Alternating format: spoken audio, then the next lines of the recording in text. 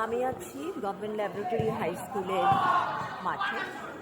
আজ নতুন বছরের প্রথম দিন এবং এই দিনেই বাংলাদেশের প্রতিটি স্কুলে নতুন বই দেওয়া হয় এবং বাংলাদেশের প্রত্যন্ত গ্রামাঞ্চলে শহরেও মৌ গন্ধে ভরা থাকে নতুন বইয়ের গন্ধে।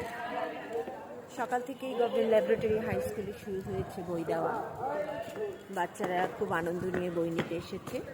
আসলে অনেক বড় স্কুল, অনেক পুরনো স্কুল।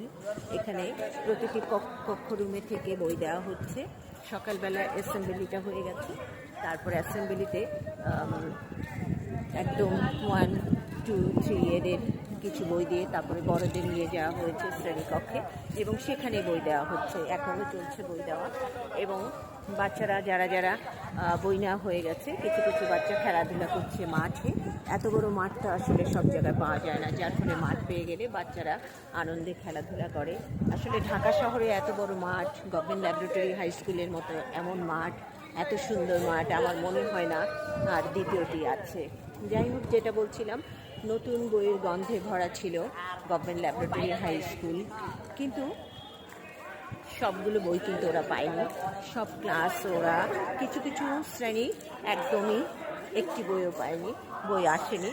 বলছে আগামীকাল ওরা পাবে, যার ফলে ওদের মনটা খারাপ হয়ে গেছে। ক্লাস 3 বই পেয়েছে, কিন্তু সেখানেও একটি বই ওরা পায়নি।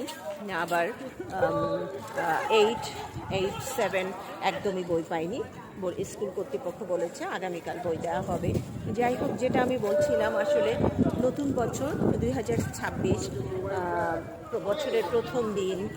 বাচ্চারা অনেক আশা নিয়ে আসে বই নেওয়ার জন্যে।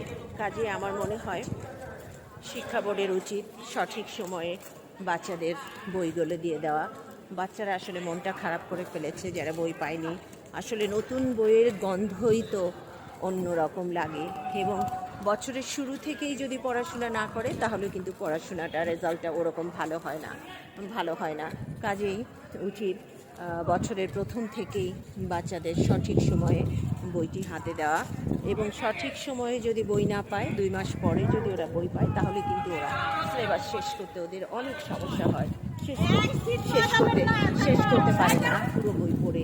কাজেই উচিত সঠিক সময় বাচ্চাদের হাতে বই তুলে দেওয়া এবং বাচ্চারাই হচ্ছে আমাদের আগামী দিনের ভবিষ্যৎ। কাজেই বাচ্চাদের প্রতি আমাদের নজর দিতে হবে, তাদের পড়াশোনার যাতে ব্যাঘাত না হয় সেটা খেয়াল করতে হবে।